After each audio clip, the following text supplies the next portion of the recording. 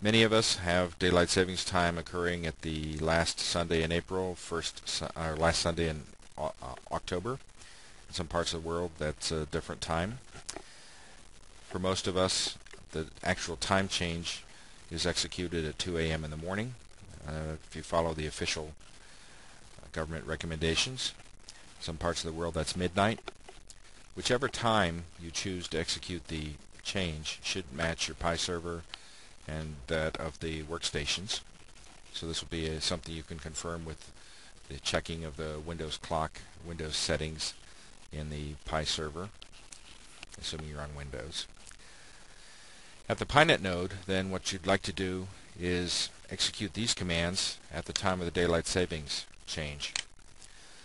We'd like to stop PINet sync and wait for about 5 minutes. And notice the syntax of these commands. They're such that you could roll them up into a command file, submit them to a batch queue for automatic execution at the proper time, for example 2 a.m. in the morning in this case. After waiting 5 minutes, you'd like to execute a command to set the time. So in the fall, we're going to set the clock back 1 hour. In the spring, we're going to set the clock ahead 1 hour. After changing the system time, you'll want to issue the set time command one more time without any parameters. And this is a little secret. It causes the VMS clock in memory. The VMS operating system has 2 clocks that are maintained by the software in memory. It causes those clocks to be synchronized with the CMOS clock that's on the processor board or front panel or console of the VMS machine. It's important to set this clock because if something happens to the computer, such as a automatic reboot, a system crash, a software upgrade that reboots the computer, your clock will not be synchronized unless you execute this command.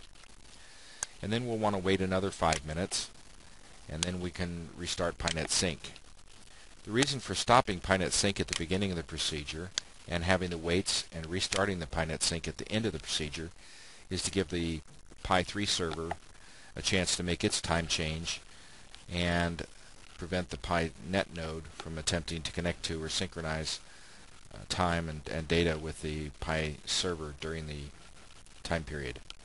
We're assuming that your synchronization of clocks on the 2 computers isn't going to be exact, so hopefully this plus or minus 5-minute window is adequate. While we're talking about this, we want to remind you about time sync. You want to make sure that your PINet node and your Pi server node and any interface nodes you have on Windows and Unix, as well as your users on their client workstations, have times that are synchronized, not exactly, but fairly closely, so that the data is consistent and makes sense across your system. Also, you want to make sure that not only your PINet node, but any other interface nodes you have, their times do not get into the future, because remember that data with timestamps 10 minutes into the future or more will be rejected by the Pi server.